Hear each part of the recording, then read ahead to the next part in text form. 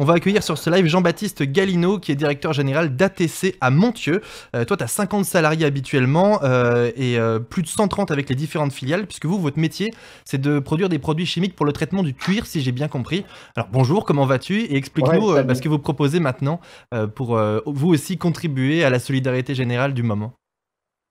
Ouais, donc en fait, notre métier, c'est de faire des produits chimiques pour l'industrie du cuir. Donc, on produit en France et on exporte sur plus de 50 pays dans le monde entier. Donc, nos clients, c'est les tanneurs, ceux qui achètent des peaux brutes et qui vont ensuite faire du cuir pour du cuir à chaussures, pour des sacs à main, des voitures, des avions. Voilà, notre activité est en baisse forcément comme beaucoup actuellement. Et donc il y a 3 semaines, on s'est dit mais comment est-ce qu'on pourrait contribuer ou aider pour la crise du Covid-19. Et tout simplement, donc on a vu que le ministère en fait souhaitait augmenter les capacités de production de solutions hydroalcooliques, de gel hydroalcoolique. Et donc on a développé le produit, enfin la formule est disponible, est disponible. On a lancé le produit, on a eu l'agrément du ministère et donc l'objectif au départ c'était vraiment aider autour de chez nous les EHPAD, les pharmacies, les infirmiers, les médecins et voilà. Donc c'est ce qu'on a commencé à faire cette semaine. Et puis de fil en aiguille, on s'est rendu compte qu'il y avait une vraie demande également pour beaucoup de sociétés, d'industriels, d'entreprises, etc. Donc on a aussi décidé de le commercialiser en plus gros volume. Voilà. Et est-ce que c'est complexe à faire ou est-ce que c'est tout simple? Alors, la formule n'est pas très compliquée, c'est que du mélange, c'est pas de la synthèse. Après, la complexité, c'est d'avoir accès aux matières premières, c'est d'avoir les équipements de production, c'est des produits qui sont inflammables, donc il faut des équipements spécifiques quand même. Donc, je dirais que l'accès aux matières premières, le matériel adéquat, c'est quand même la clé. Donc, oui, effectivement, là sur la photo, vous voyez à gauche l'équipement de prod, voilà, c'est quand même assez technique au niveau C'est des vrai qu'on n'a équipements. pas, on n'a pas ça chez nous, du coup. C'est quoi la différence Ouais, entre ouais. un gel hydroalcoolique, comme il y a eu, je crois, une Ah oui. recette fournie par l'OMS, et une solution hydroalcoolique qui est ce que vous Alors, produisez? ouais, la solution, c'est comme le gel, sauf que c'est plus liquide.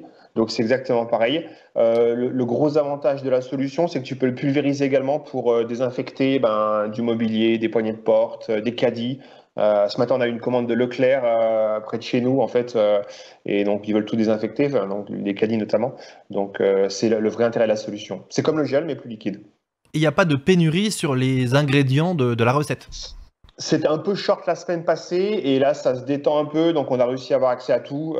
Il faut notamment de l'éthanol, mais bon, on a les bons contacts et les bons fournisseurs et on a plusieurs fournisseurs, donc non, c'est OK. C'est OK.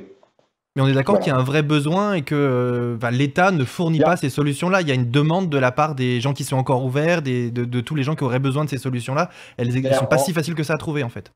Ouais, en fait, ce qui se passe, c'est que toutes les sociétés aujourd'hui veulent mettre à disposition des solutions et des gels pour leurs salariés, pour leurs opérateurs.